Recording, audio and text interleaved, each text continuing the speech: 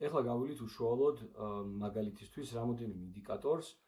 ავიღოთ პირობითად ერთი, რომელიც არის ზღვრიდან ამოვარდილი, რომელიც არის ნორმის ფარგლებში და რომელიც არის performance range. როგორც თქვით, ესე იგი, გადანაწილებული არის სამ კატეგორიად და ჩვენ შეგვიძლია ავირჩიოთ ნებისმიერი. მაგალითად, შეგვიძლია ავიღოთ მაგნიუმი, ხო? მაგნიუმი არის ერთ-ერთი ყველაზე მნიშვნელოვანი მინერალი, რომელიც საკმაოდ დეფიციტურია და მისი შევსება თუ საფლემენტს არ ვიღებთ, საკმაოდ რთულია. ჩემ შემთხვევაშიც ახლა იყო აი დანაკლისი საკმაოდ, იმიტომ რომ მე ახლა ბოლო პერიოდში ეს მაგნიუმს არ ვსვავდი და რას გვეუბნება სისტემა, ესე იგი ჩამონათვალი არის იმ გაწითლებული არის ის, რომელიც არის სამედიცინო რეინჯი და რამოვარდილი.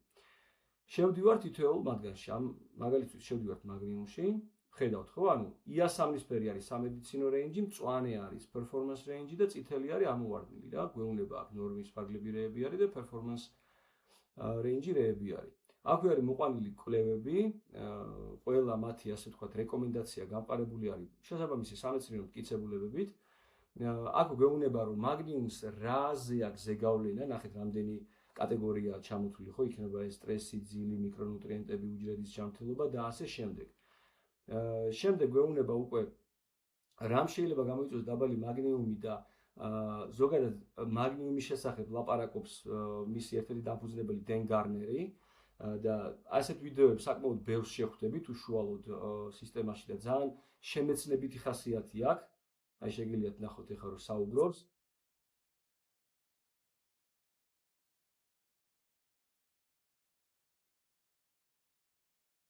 და ანალოგიურად ნახავთ სხვა რაღაცა. აქვე უნდა ვთქვათ, რომ ეს მაგნიუმი, რაც ამ შემთხვევაში შემოწმდა, არის მაგნიუმი ერითროციტებში. ძალიან დიდი მნიშვნელობა აქვს, რომ მაგნიუმი გაკეთდეს ერითროციტებში, ანუ სისხლის წითელ უჯრედებში. იმიტომ რომ მეც ადრე ვიკეთებდი ჩვეულებრივ მაგნიუმს და მეგონა რომ ნორმის ფარგლებში მქონდა. ჩვეულებრივი გაკეთებული მაგნიუმი, როგორც წესი, ძალიან სხვა სურათს აჩვენებს. და შესაბამისად გვაძლევს აქვე რეკომენდაციებს, მაგალითად, რა შეუწყობს ხელს მაგნიუმის მომატებას, ანუ ალკოჰოლის შემცირება, მაგნიუმით მდიდარი საკვების მიღება, ისევ როგორც არის მაგალითად ჩია და გოგრის თესლები და თქვათ ლობიო და ასევე გვეუბნება თქვათ დანამატის რეკომენდაციას გვაძლევს. თუ ცალკე შევალთ ჩვენ დანამატში, ნახეთ აი მაგნეზიუმი აწერია, აქ დავკლიკავთ, შევდივართ.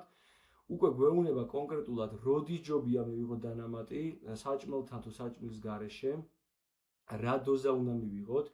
აქვე გვაძლევს რეკომენდირებულ წარმოებლებს ამ დანამატისას და თავისი ფასდაკლების კოდებით. მოკლედ თავიდან ბოლომდე გაწერილი არის ყველაფერი და ანალოგიურად იგივენაირად როგორც ახლა ჩვენ თქვა მაგნიუმი ავირჩიეთ, ნორმის ფარგლებში რაც არის, ხო, შეგვიძლია რომელიმე ავიღოთ, მაგალითად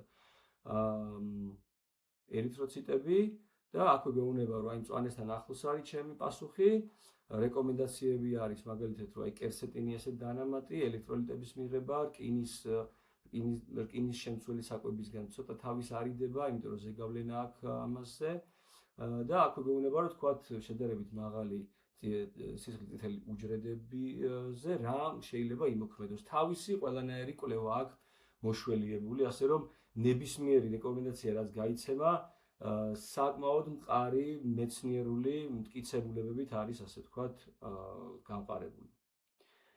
და ნუ შესაბამისად არის performance range-ები, performance range-ი ჩვენ შეგვიძლია, ნუ თქვათ მაგალითად ავიღოთ რომელიმე, თქვათ ალბუმინი, რომელიც არის პროტეინი, რომელიც არის ესე იგი ღვიძლის მიერ გამომუშავებული და ეხლა ამ შემთხვევაში რეკომენდაცია იმიტომ არ არის, რომ უკვე performance range-ი არის და შესაბამისად იმის იქით ვეღარ სწავა.